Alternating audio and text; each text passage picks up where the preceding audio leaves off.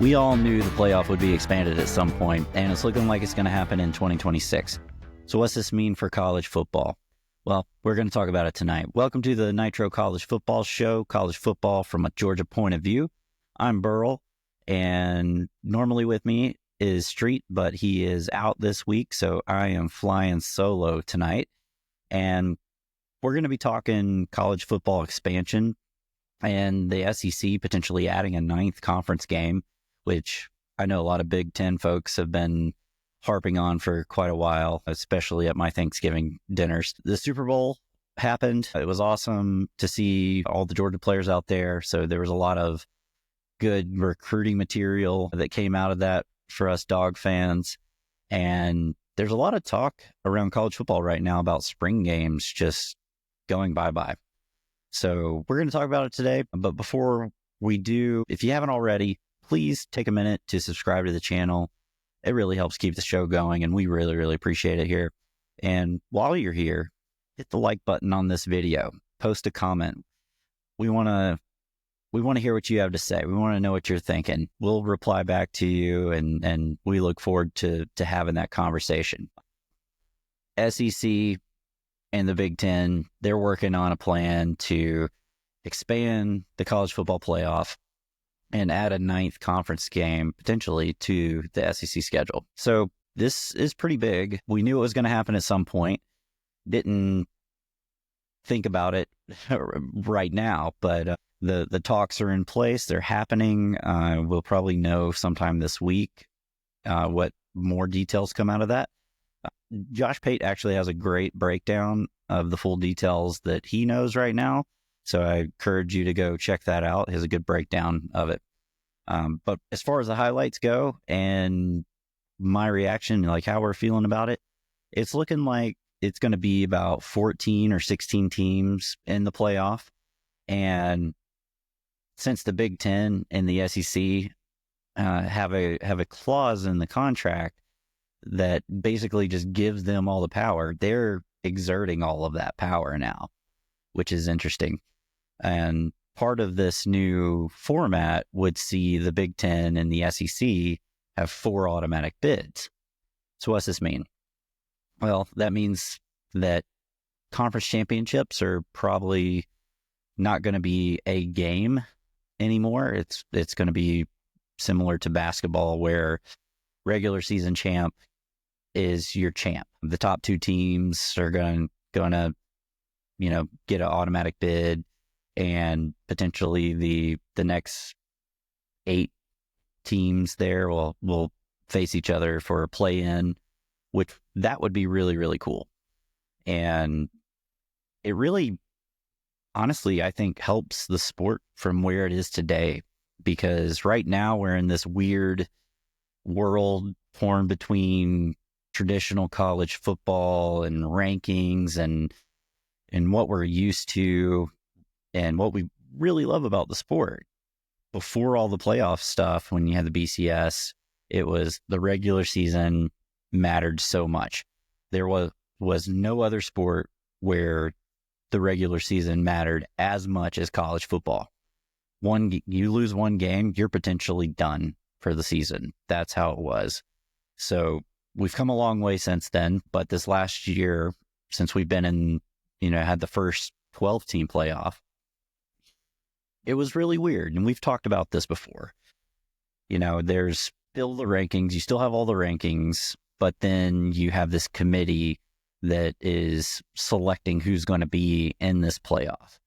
So throw in there some automatic bids for winning your conference championship game. It's all over the map. It's so confusing and frustrating for college football fans that I'm looking forward to some of these changes that are rumored here. So it's going to be weird not having conference championship games because they've been so important in the past. But as we saw this year, there were tons of coaches, and I was even questioning it. Like, do you even want to play in the conference championship game? That was actually one of my first thoughts when they announced the 12-team playoff. It was, okay, well, you're going to play in this conference championship game. We've seen in the past that if you lose that game, you're potentially out of the playoff. That happened to Georgia year before, lost to Alabama, missed the playoff.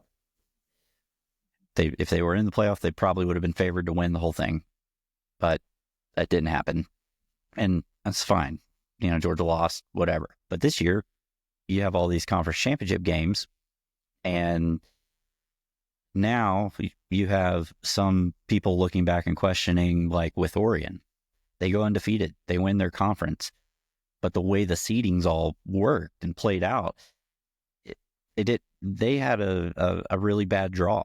They didn't get a easier route for being the number one seed, which is like the opposite of every other playoff system ever.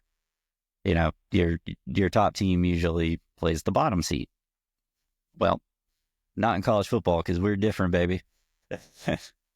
So that's how it is today. We've got the weirdness of the rankings and playing and earning it on the field and all this stuff.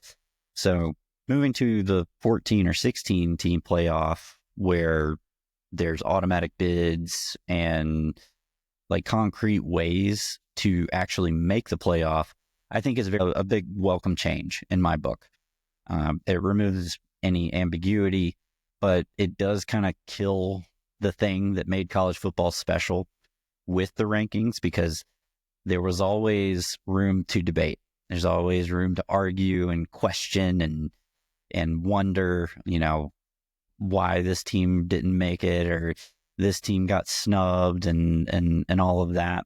So that will be something that I always say it's the thing we love and hate about college football. But I actually kind of like it, because it's fun to just debate people about your team. Like, right, if you're a fan, you're going to be the biggest promoter of your team, and that's awesome. I'm all for it. So you'll still have bragging rights and whatnot, but the losses that happen throughout the season aren't going to matter as much, because your focus is on winning your division or winning your conference, or at least finishing in that top four, or however it ends up, shaking out. So that's really cool. It's definitely a lot closer to the NFL format, with all of your divisions within each side of the league. So I'm feeling pretty good about that. I'll say I won't really miss the conference championship games, just because of how history has been like the past few years. Well, really, it's just this past year. Let's be frank. Let's be real. With the playoff the way it is now, it's just not beneficial to your team to play in your conference championship. So why even have it? Because the only team that would ever really benefit from the conference championship game is a team that has no business being in the playoff conversation, but they somehow pull a rabbit out of the hat and knock off, whoever's in the conference championship and make the tournament. It's kind of like with college basketball. You remember years ago, Georgia had the worst team in the SEC, but through some miracle and act of God, literally a tornado came through Atlanta. Georgia won the SEC conference tournament and quickly got bounced in the first round of the NCAA tournament. Type of scenario is how the playoff is set up today. So removing that, I think, is good. And, you still have your teams that are your traditional, what you would consider like a Cinderella team, like Indiana this year. They would have a more concrete path of making the playoff. And then, be a lot of people that there would be less complaining about, oh, why is Indiana in there and not Ole Miss or Alabama, who lost more games, so good and bad. I don't know what side of the fence you fall with, if you like arguing about that stuff, or you're just happy to see those arguments go away and just watch football. Either way, I see it as a net positive for the sport. And I think it'll actually end up giving us better football games because we will be able to see teams schedule better games outside of conference. So one of the things that is rumored is that the SEC and Big Ten will have a game per team that it would be like a home and home. So we have the potential of seeing Georgia, Ohio State in the regular season. That would be freaking cool. I would love to go to Columbus and root on the Dogs and get spit on and treated like crap, whatever. I don't care. I'll be there with my in-laws, so hopefully they have my back. So that would be awesome. You know, you get more games like Michigan, LSU, or Michigan, Alabama. I mean, just line them up. You know, there's a lot better games happening, and I think the debate and the argument is gonna be like who has the toughest schedule within your conference. Similar to like what we saw this year, where Georgia had the number one overall toughest schedule in all of college football, and then you had Texas on the other end had a very easy slate, considering it was their first year in the SEC. Now they did renew their rivalry with Texas A&M, which was good to see, and that was a good win for them. But they lost to Georgia twice. Until they played Texas A&M, Vandy was their best win. So that just goes to show like how poor that schedule was, and was really a gift for them. So we'll continue to have those debates probably until the end of time, or until the end of conferences. I don't know. That just seems like something that just won't go away. But it'll be a lot of fun to watch, and I'm looking forward to that. I'm all for it. So SEC, Big Ten, work it out. Make it make sense this time. Please make it make sense. Don't make it weird. You love making it weird. I like for things to be weird, but not college football. College football is fun. College football is the United States version of fandom that European soccer has. So let's keep that going. Let's keep the pageantry. Let's keep all the things we love, and let's have a system that settles it on the field. I think that's ultimately that's what the people want. So let's see if they actually end up doing that. All right. Super Bowl also happened. It was probably a couple weeks ago, but a lot of cool stuff happened in that game. If you're a UGA fan, I like to say that like a ton of new recruiting material came out of the Super Bowl. So we're going to talk about some of those things. But before we dive into that, if you haven't already, please subscribe to the channel. Give us a like on the video. Drop a comment.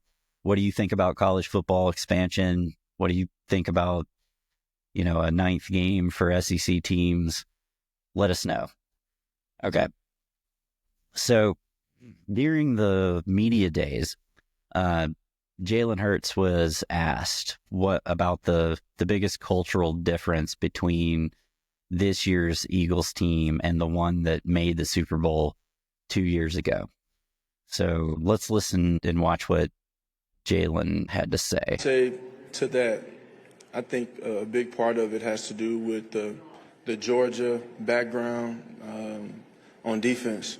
And I think that starts with Kobe Dean and all those guys that were able to play ball in college together and bring their ways to the league. And so I think that has a big impact on our culture, on defense, how they play, how together they are. And then I think that kind of seeps through the team in many ways. I mean, wow. Tell me that's not a great recruiting speech if you're Kirby Smart.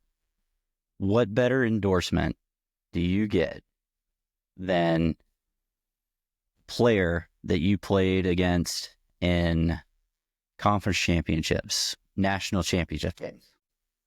And this guy who played for Nick Saban has that to say about all those dog players that got drafted by the Eagles. And it's kind of amazing. It really is. I just think it's just one of the coolest things that came out of the Super Bowl weekend, and especially in today's age where you have NIL and transfer portal and, people just going to the highest bidder. And lo and behold, you have Georgia over here. Hey, if you want to be a winner, if you want to excel in your life and your career, go to Georgia. They're going to work you. They're going to develop you. They are going to put you in a position to be successful if you're willing to pay the price. And proof is in the pudding now. It's there.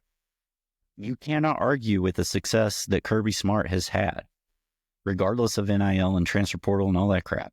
He still puts people in the NFL, especially on defense. If you're a defensive lineman or a linebacker or in secondary, if you're on defense, how could you not want to go to Georgia after everything that you've seen? We've seen 3 Butkus Award winners in Kirby's tenure. You got Roquan Smith, you got Nakobe Dean, and you got Jalen Walker. That's success. And this year you're going to have Jalen Walker, you're going to have Michael Williams drafted in the first round. There's probably going to be some other guys there drafted. Malachi Starks is going to be drafted first round, most likely. Be shocked if he doesn't. And it's just going to continue on. So when I see guys like Damon Wilson transfer out to Missouri, it's kind of a head scratcher.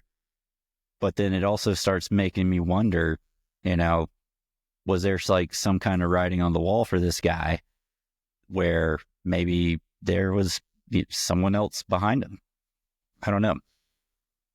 I'm looking forward to this next season. I've checked out the depth chart, the recruiting for the past few years, and future looks bright. So another thing that I thought was really funny is our boy Roddy Nabulsi had this great tweet saying that this is the new Georgia recruiting poster just dropped. All right, he dropped this. This is great. So here you've got Nolan Smith, Jalen Carter, and Jordan Davis all in one shot here. And if this isn't a recruiting poster, I don't know what is. They need to hang that up in the Louvre, frame it. It's freaking sweet. And it was so much fun watching those guys fly around the field and just dominate in the Super Bowl. I don't know if you saw them or not, but the clips of Nolan Smith just absolutely dump trucking offensive linemen twice his size is incredible. I highly encourage you to go check those out. It was just amazing to see. So lots of good stuff for Georgia fans, for Georgia as a program, coming out of the Super Bowl of all places. So we're really excited about that, and looking forward to seeing what Kirby and company can do on the recruiting trail moving forward, because this is going to be a big topic. All right. Last thing we'll talk about tonight is there's a lot of talk in college football right now about spring games being canceled. And I'm not really sure how I feel about it just yet, because one of the things I think would be beneficial to college football is if they remove the whole, 2 transfer windows. And my thought was, let's just do 1 transfer window after spring practice and call it a day. So in my historical, rational lizard brain here, thinking about how college football schedule traditionally goes, you're going to have your spring practice, you're going to know where you fall on the depth chart, and then you go into your spring game. It's kind of like your showcase and really prove your point and get your name out there for the fans or other teams. I mean, it's no different than preseason games in the NFL. Like, you're putting tape out there for someone. So it would be a weird thing for spring games to go away, because I don't know, they're kind of fun. I mean, they are, because as a Georgia fan, we've always had the G-Day game. And since Kirby's been there, it's become a much bigger deal. Years ago, he wanted everybody to come out and pack the stadium at G-Day. That was 93K Day. It was wild. I was there with my family, my buddies. I mean, it was a lot of fun. Ludacris played at halftime. I mean, that was the most wild thing I've ever seen at a spring practice game. Got freaking Ludacris out there. It was absolutely ludicrous. And it was funny. It was funny. My dad was looking at me. He's like, how do you know what he's saying? I'm like, Dad, come on. If you were listening to Move, Get Out the Way when you were in high school, you'd be all about it. Because that's a football song. Don't even deny it. So that was a lot of fun, and we'd miss out on moments like that if we don't have these spring games. And I think it's just good for the players. It's kind of a reward for all the hard work that you do during spring. I remember playing football, and spring practice was always pretty tough, and getting to play in a spring game was always fun, because you got to put everything together that you learned and put some good tape out there. And I think it would be kind of sad if that ends up going away, because in college football, you don't have legitimate preseason games. I mean, yes, teams play FCS teams or group of 5 or 4 or whatever the heck it is today, these cupcakes, but the game still counts. We've seen some cases where big upsets happen. Looking at Michigan and App State. Georgia's always had problems with UAB and Marshall. So it'd be nice to, maybe they end up doing that. Maybe at some point, preseason scrimmage games against other teams becomes a thing. Who knows? So let us know what you think. Do you want to see spring games go away? Do you think they're a waste of time? I always am like, oh wow, it's on TV. That's freaking cool. So I'm going to watch it. I want to see, who the backups are going to be, because we already know about the starters. So let us know what you think. It's been great spending time with y'all tonight. Hope you enjoyed what you heard tonight. Next week we'll be back continuing the series on conference grades. Street will be back. We'll have the full rundown of everything, and we're looking forward to that. So until next week, let's keep this going. And as always, go Dogs.